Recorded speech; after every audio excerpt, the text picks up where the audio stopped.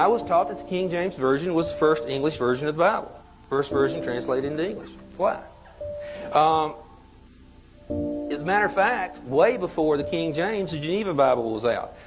King James banned the Geneva Bible. And you say, wait a minute, if the Geneva Bible is such a good book, why was it banned? Well, let me tell you why it was banned. First of all, in any of this stuff that I've got, I'm more than willing to let you take a look at. This is a little pamphlet of the instructions to the translators. And if you see this, you understand real quick what's going on. You start to understand some of the things that are going on with it. And part of the thing is, let me just give you one quote out of the Geneva of 1591. Ephesians 6, 11, 12. See if you can figure out anything that might cause a king not to want to have this out. Put on the whole armor of God, that you may abide to stand against the assaults of the devil.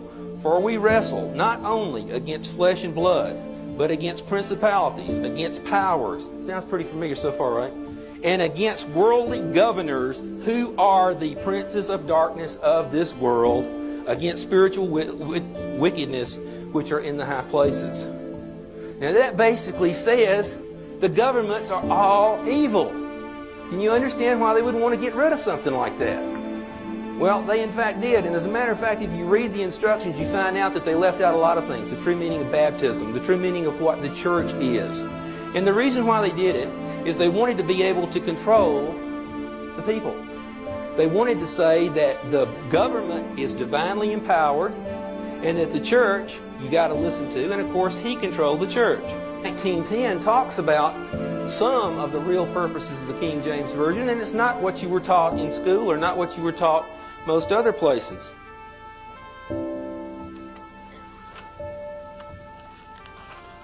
So, for those reasons, the King James Bible, and of course the following editions, there's a book called, by the way, New Age Bible Versions, and it's by Gail Ripliger. And it talks about 65,000 plus changes in the King James versions to some of the New Age versions. There's 20,000 changes from the Geneva to the King James. So you kind of get the idea that they're trying to change everything around so it means something totally different than what it originally meant. Let's talk about the pre-Revolutionary War. The Rothschilds. Their goal was to control the world through controlling money. Very simple philosophy. I don't care who the government is, let me control the money and I will control the country. And they did exactly just that. Their plan was to finance both sides of the wars. They did that. They took over the Bank of England by financing the Napoleonic Wars and deciding who was going to win. They financed both sides of the war between the states. They financed both sides of most wars. I was taught that the King James Version was the first